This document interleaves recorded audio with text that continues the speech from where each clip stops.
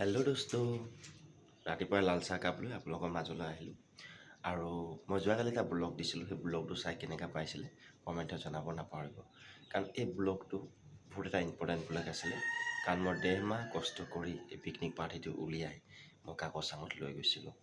আৰু সকলোখিনি সুকলমে হৈ গ'ল, কিন্তু জেগাটো বহুত ধুনীয়া জেগা। কৈছোঁ নহয় আপোনালোকৰ ভৰি দিব জেগা নাই, খানা বনাই খাবলৈ জেগা নাই, ইমানেই মানুহ।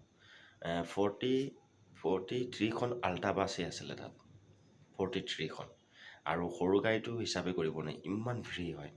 আজি তাত যাবলগীয়া থাকে, আপোনালোকে দেওবাৰ এটা দিনত যাব। আৰু দেওবাৰ এটা দিনত গ'লেও আপোনালোকে কি কৰিব, ৰাতিপুৱা একদম ৰাতিপুৱা মানে আপোনাৰ 7টা-8টা বজাৰ ভিতৰত পোৱাকৈ যাব, তেতিয়া ভাল জেগা পাই যাব। যেতিয়া আপোনালোকে 10টা, 11টা, 12টাত যায়, তেতিয়াহ'লে ভাল জেগা নাপাব।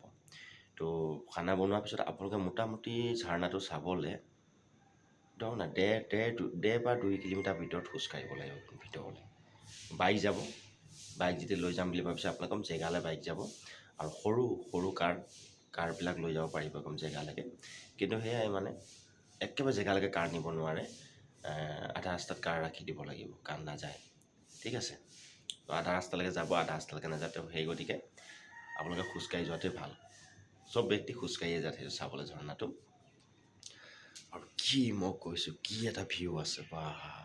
আপোনালোকে যেতিয়া ঝৰ্ণাটো দেখিব নহয়, মনটো এনেকুৱা ফিল হ'ব মই ক'ত আহি গৈছোঁ, মই ক'ত আছোঁ। ইমান এটা সুন্দৰ লাগে চাবলৈ।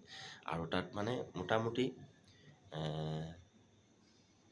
ধৰক নাই, আপোনাৰ যিটো ঝৰ্ণাৰ ওচৰত যিটো এটা দলং আছে, তললৈ এনেকৈ নামি যোৱা দলংটো, তালৈকে পানী চিটিকটি আহি থাকে। আৰু ঝৰ্ণাটোতো বহুত দূৰত আছে, কম চককৈ পানী পৰি থাকিব। তাৰপৰা যিটো চিটিকনি হাৱা এটা আহে, কম ঠাণ্ডা আপোনাক লগাই দিব। আৰু খুব ভাল লাগিলে গৈ, কাৰণ এই জেগাটো মই চিলেক্ট কৰিছিলোঁ পিকনিকলৈ। আৰু সকলোকে মই নি মোটামুটি 60জনমান হ'ব মোৰ গৈছিলে, সকলোকে নি ধুনীয়াকৈ ঘূৰাই বনাই খুৱাই আনিলোঁ। আৰু যেতিয়া আপোনালোকৰ যাবলৈ মন আছে তেতিয়া যাব পাৰিব, কিন্তু সেয়াই মৰ্ণিং পোৱাকৈ যাব, অকণ জল্দি পোৱাকৈ যাব, দেৰিলৈকে নাথাকিব। তাত যিমান মৰ্ণিং পাব সিমান ভাল জেগা এটা আপোনালোকে বিচাৰি ল'ব পাৰিব। চ' আজিলৈ ইমানেই। জয় আই অসম।